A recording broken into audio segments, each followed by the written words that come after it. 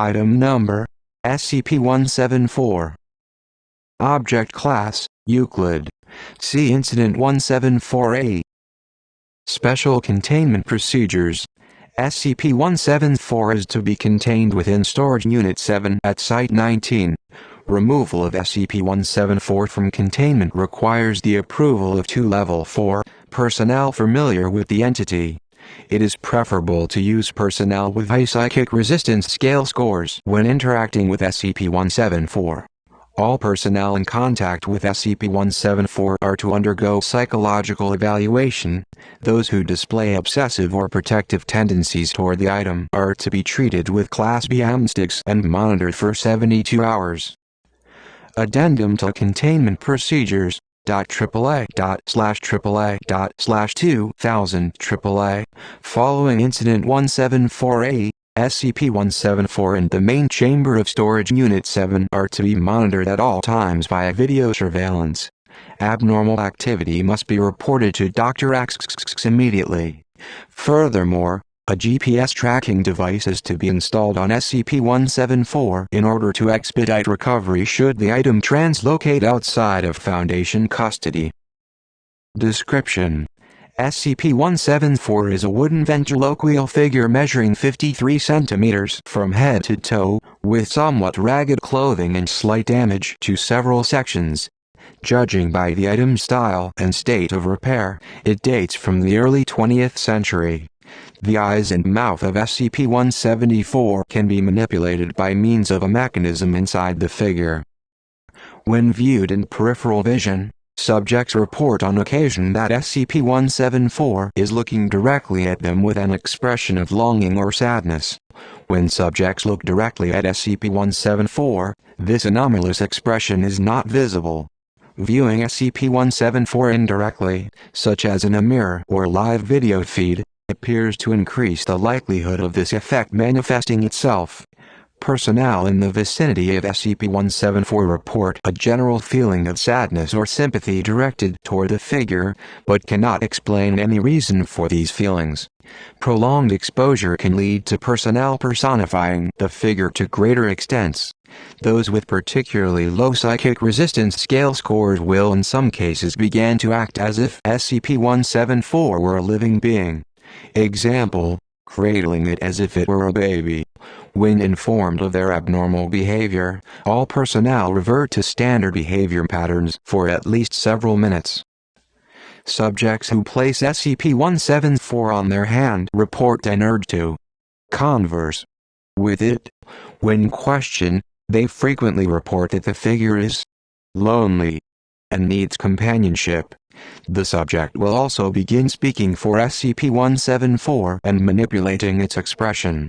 When speaking for the figure, the subject's voice will take on a higher-pitched, childlike tone.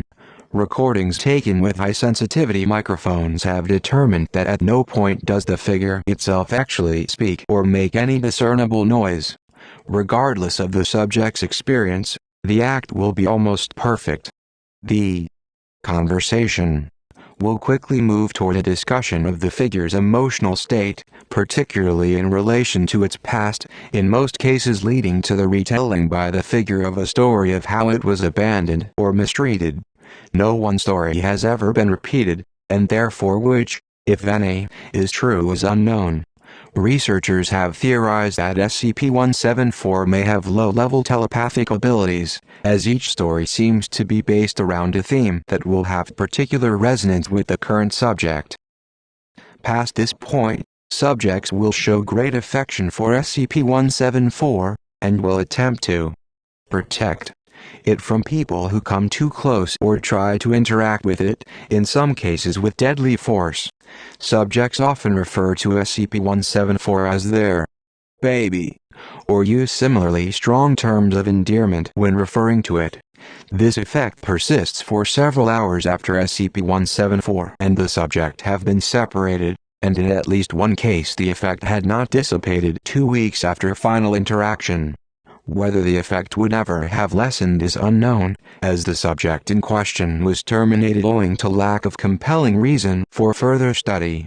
Subjects who are completely isolated from SCP-174 will become paranoid as to the figure's safety, and often undergo a mental collapse similar to that observed in mothers separated from young children.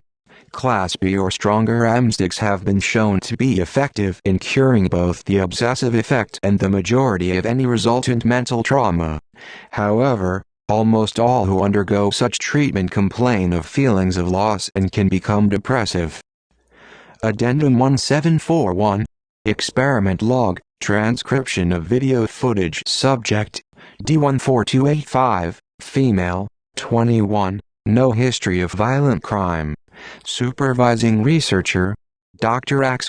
Location, containment cell A4, researcher and staff observing from behind two-way mirror, Site 19. D14285 is ordered to place SCP-174 on their hand.